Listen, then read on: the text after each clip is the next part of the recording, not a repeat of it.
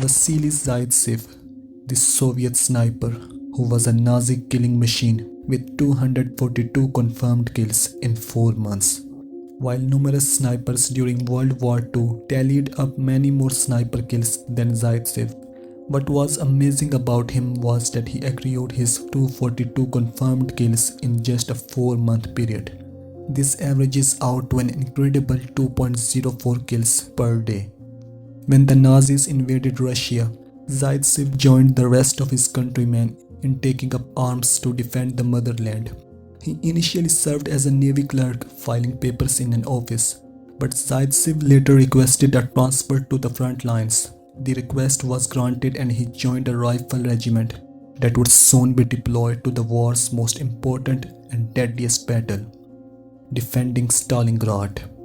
Stalingrad was the biggest and fiercest battle in World War II. In just 7 months, more than 1 million Soviet soldiers would lose their lives. Vasily's nerves of steel would soon be tested in a trial by fire and mayhem. Vasily wasted no time to make a name for himself, killing 40 German soldiers in his first 10 days as a Soviet sniper. High command noticed his impressive skills.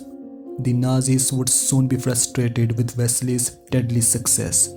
The Germans called in their own best sniper, Major Erwin Koenig, to hunt down Vasily. Vasily engaged in a deadly game of hide and seek with Koenig for several days. Zaitsev lay biding his time in a ditch when Koenig killed a Soviet soldier very close to his hiding spot. Neither marksman moved as another German stood by the fallen Russian's body. Koenig waiting to see if Zaitsev were close enough to pick up the exposed soldier. Zaitsev waiting to see if Koenig would check to see if his bullet had found its mark. After 15 minutes, that must have felt like an eternity, Koenig decided his prey must be elsewhere and stepped out to examine the fallen soldier.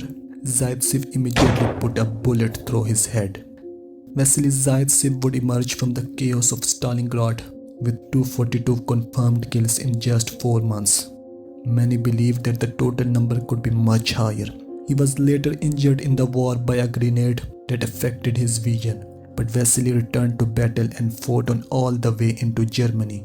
Vasily Zaytsev was awarded the highest distinction the Soviet Union had to offer for his valor and exploits in the Battle of Stalingrad.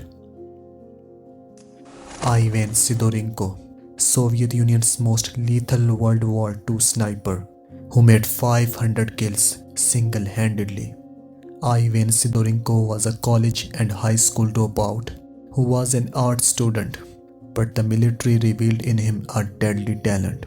Sidorinko lived by the one-shot, one-kill ethos and became a one-man killing machine for the Soviet Union, who would rack up some 500 single-handed deaths during World War II. By 1941, Sidorinko was in Simferopol military infantry school in Crimea. There he learned how to become part of a motor unit that helped load, unload and reload long-range artillery. Sidorinko became part of a unit at the Battle of Moscow. He quickly decided that he needed to do more to the German soldiers than simply fire mortars at them. He started to use his unit's time off to hunt down German troops in the city and take them out from a distance. He used a Russian-made Mosin Nagant rifle with telescopic sights, and his kill count went up quickly. Commanders in the Red Army soon took notice. He blew up a German tanker truck and 3 tractors and successfully stalled the German advance and their supply lines. Sidorinko's motto was one shot, one kill, and it was clear that this applied to men as much as it did to machines. The sniper continued to rack up kills on the First Baltic Front until 1944.